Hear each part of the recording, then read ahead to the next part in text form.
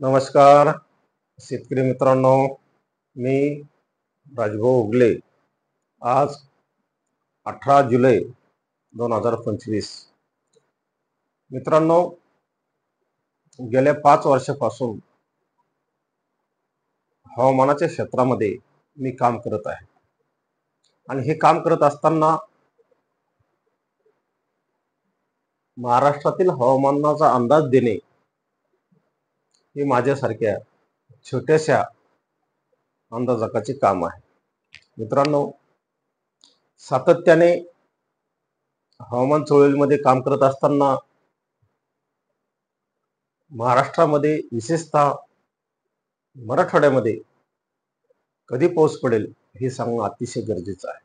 आणि मी आपणाला सांगू इच्छितो की मी गेल्या 1 महिन्यापासून राज्याला 21 जुलै ही तारीख दिली आहे आणि या तारखेला राज्यात 21, 22 आणि 23 जुलैला राज्यात जबरदस्त असा पाऊस होत आहे.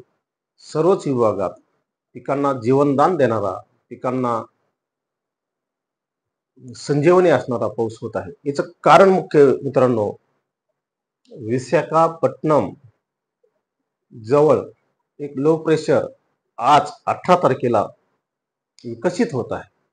परंतु हे लो प्रेशर परत एकदा मी तुम्हाला पाठीमागे म्हटल्याप्रमाणे उत्तर उत्तर पश्चिम पश्चिम हे भुवनेश्वर जवळ जात आहे, ओडिसा नजीक.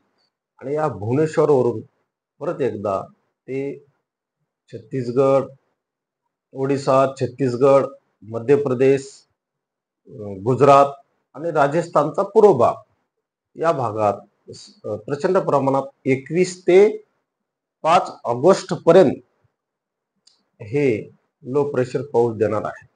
म्हणून परंतु या लो प्रेशरचा परिणाम म्हणून परत एकदा पूर्व विदर्भ, पश्चिम घाट, उत्तर महाराष्ट्र या भागात जोरदार पाऊस होईल. परंतु आपण जे म्हटलो आहोत याचा परिणाम म्हणून अगदी छत्रपती संभाजीनगर असेल, जालना असेल, तुमचं बुलढाणा वगैरे या भागात सुद्धा पाऊस होईल. परंतु या काळात म्हणजे 25 ते 31 जुलै काळात दक्षिणेकडला पाऊस परत एकदा कमी होईल. परंतु मी मागे एका छोट्याशा अंदाजामध्ये म्हटलं होतं की दक्षिण भागामध्ये म्हणजे दक्षिण द्वीपकल्पामध्ये कधी पाऊस पडेल, तर तो साधारणतः 19 नंतर या भागात जास्त पाऊस पडेल असं मी एका ठिकाणी म्हटलं होतं. आणि मला वाटतं मित्रांनो, आज मला सांगायला आनंद होत आहे की तेलंगणा असेल, कर्नाटक असेल यासह आज जबरदस्त पावसाचं वातावरण तयार आहे. नवीन या ठिकाणी सध्या पाऊस पडत आहे. याचा परिणाम म्हणून नांदेड असेल, तुमचं लातूर असेल, सोलापूरचा भाग असेल आणि विशेषतः हा जो पाऊस आहे हा सोलापूर अगदी कोल्हापूर पर्यंत जात आहे. म्हणजे तेलंगणाचा वातावरणाचा परिणाम म्हणजे मी दक्षिण द्वीपकल्पावर जे तारीख दिली होती 14 नंतर ते 19 तारखेपर्यंत, आज 18 तारीख आहे. आणि मला वाटतं 18 तारखेलाच संपूर्ण हैदराबाद, तुमचं नांदेड पूर्व विभाग, लातूर पूर्व आणि हा तसाच सोलापूर वगैरे कलबुर्गी मार्गे अगदी हैदराबाद पर्यंत हा पाऊस जात आहे. ज्या पट्ट्यात अद्याप पाऊस नव्हता त्या पट्ट्यात हा पाऊस पडत आहे, हा एक अंदाज आहे. आणि दुसरा अंदाज मी व्यक्त केला होता 21 जुलैला या ठिकाणी एक लो प्रेशर विकसित होईल. ते आजच 18 जुलैला ते झालेलं आहे. परत एकदा ते विशाखापट्टणमवर न येता ते भुवनेश्वर मार्गे या मार्गे जाणार आहे.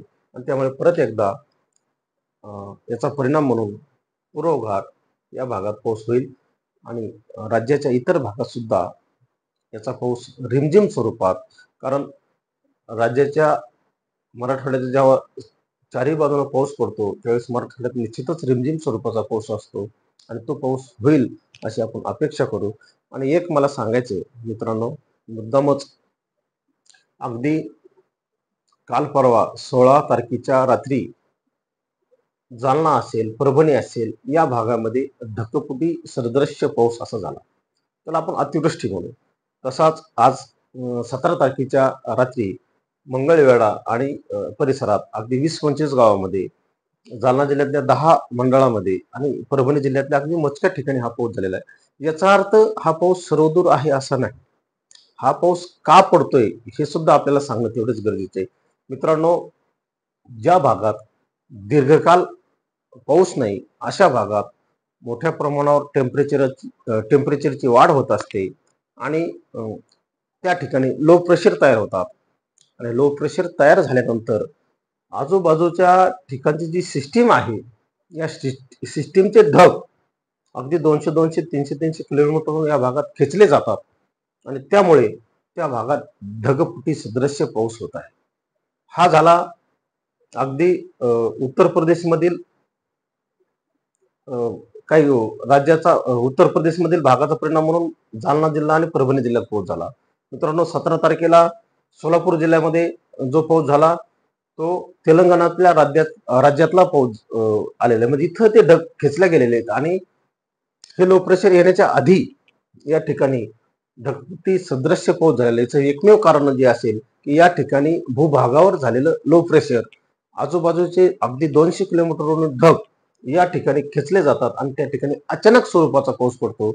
जगातल्या कुठल्याच मॉडेलने याचं फॉरकास्ट केलं नव्हतं किंवा याचा अंदाज वर्तवला नव्हता, जो जालना जिल्हा असेल, परभणी जिल्हा असेल आणि अगदी सोलापूर जिल्हा असेल या भागात जो अचानक स्वरूपाचा पाऊस झाला, याचं कुठल्याही मॉडेलने फॉरकास्ट केले नव्हते. त्यामुळं आमच्यासारख्या छोट्याशा अंदाजाकडे सुद्धा याचा अंदाज नव्हता. परंतु याची कारणे मी या ठिकाणी करू इच्छितो की हा का झाला. याचं एकमेव कारण असेल की भूभागावर छोटेखानी झालेले हे स्थानिक लो प्रेशर हे सुद्धा त्याला तेवढंच जबाबदार आहे.